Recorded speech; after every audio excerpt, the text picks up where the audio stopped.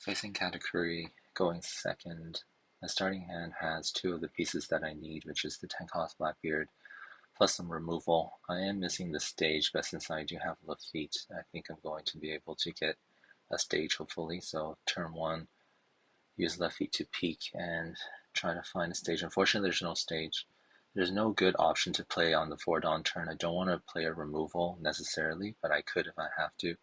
I think I do have to grab the Lafitte in order to dig deeper and find the stage. With the 3 Dawn turn, I'm not worried about any on play, so I'm not going to turn off any. He can take the Lafitte, that's no problem. Yeah, Sparrow is most likely the 3 Dawn turn play. 4 Dawn turn, I'm not necessarily in a hurry to remove the Sparrow. I do want to dig, like I said, for the stage. That'll allow me 2 extra Dawn, 1 Dawn to play the stage, and 1 more Dawn to hit the leader for 6. I could consider not going lead for 6 because they do have some annoying triggers, which I think I do hit one here in the 5 cost that comes out for Satori, but that's okay. I do have the removal for it. I'm going to use the stage. Here, I feel like I should have discarded one of the pistols because I would like the 2K counter, but instead I discarded the 2K counter, so I think that's a slight misplay.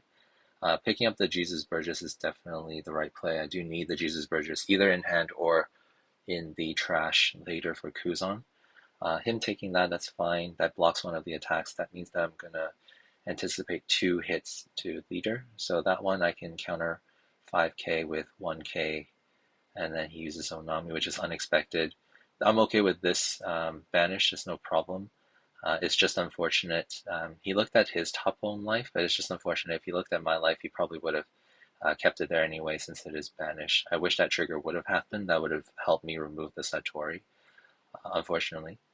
So with the 6 Dawn turn, I'm thinking I do really need to remove something. Kuzan here is too slow. I do want to chase it one time with the 6k attack. That gives me the flexibility as well.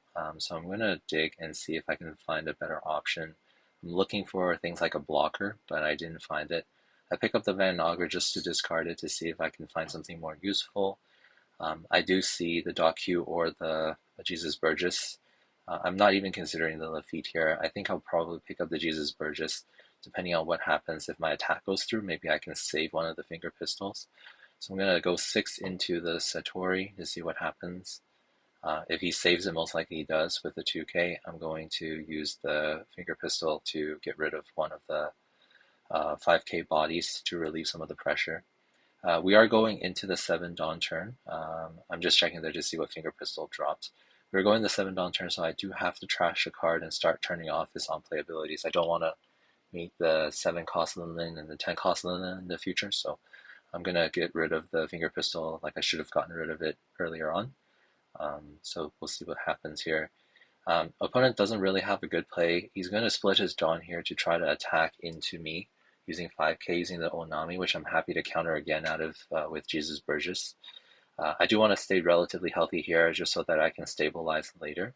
So I do use all of my counters for the attack. I countered the 2k there because I do anticipate the Katakuri will swing big. Dawn X1 will already be 7k, so I'll take that no matter what. So countering 2k there for Sparrow attack is not so bad. He develops the Frankie, which is okay. He is trying to go wide to deal with me, but it's not that much pressure. I still do have 3 life left at 8 Dawn turn. Here's a little bit awkward. I do have the removal, but I'm looking for a 4 Dawn play, so luckily I use the stage and I get the Shiryu.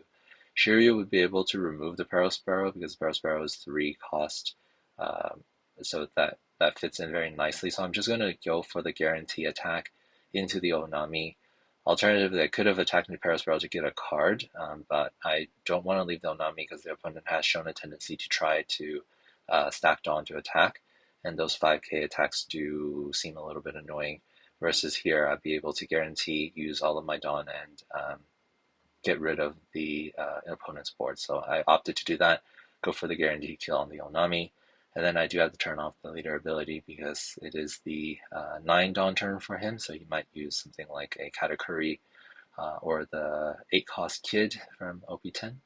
Opponent did not do that. He chose to go with Onami. I'm not sure if they're doing that because they forgot I turned off their on-play effects, Maybe they were just trying to use Onami, trying to use the Nami to get rid of my Shiryu, but in any case, opponent played both of these. I guess they're just trying to go wide here, and they're not attacking my life, which I think maybe a little bit of a misplay because I think at this point I would want to go for pressure, but I think the opponent here is trying to starve me, so I don't keep turning off the on-play abilities.